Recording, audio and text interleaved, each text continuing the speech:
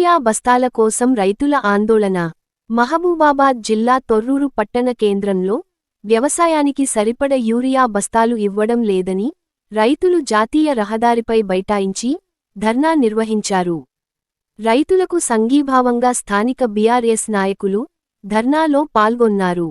ఈ సందర్భంగా బీఆర్ఎస్ నాయకులు, రైతులు సంయుక్తంగా మాట్లాడుతూ, కొనుగోలు కేంద్రాల వద్ద పడిగాపులు కాస్తున్నా వ్యవసాయ అధికారులు పట్టించుకున్న దాఖలాలు లేవని అన్నారు.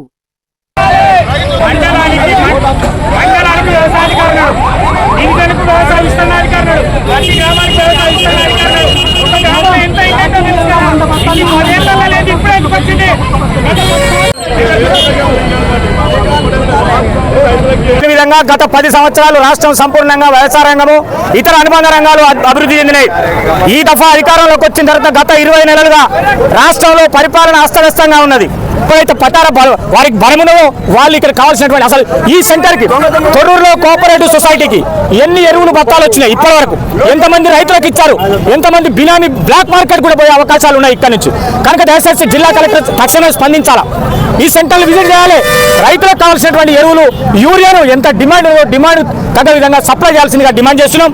లేకపోతే రేపటి నుంచి తీవ్రంగా రైతులందరూ ఇంకా ఎక్కువ స్థాయిలో ఆందోళన చేస్తారు, ప్రభుత్వం మీద తిరగబడతారు. తక్షణమే స్పందించి రైతులను ఆదుకోవాల్సిందిగా డిమాండ్ చేస్తున్నాం.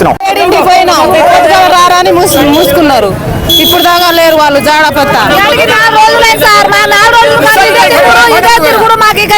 దాచుకుంటారు, నైట్ నైట్ అమ్ముకుంటారు సార్. మేము రైతుకు మాకంత నష్టపడాలని సార్, వాళ్ళకి రోజు ఇప్పుడు అన్నాలు సంచి ఉంది. ఇదే కోసం మాకు మంచి లేదు, మాకు సార్ మాకు అంత టిప్పులు పెడతారు, మాకు బస్తాలు కావాలి. మడిపల్లి గ్రామం రైతు వారం రోజుల నుంచి తిరుగుతుంటే ఒక బస్తా యూరియా కూడా ఇస్తలేరు.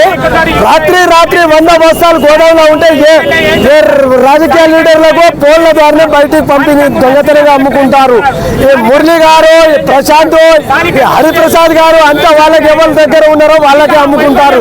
మేము సావాలన్నా బతకాలన్నా మరి మాకు ఎవరు ఆదుతలేరు. ఎలక్షన్ ముమ్మట్ల మీకు అరికాళ్ళకు ముళ్ళు కూర్చుంటే మేము ఆదుకుంటామన్నారు. అరికాలు లేదు, ఏం లేదు.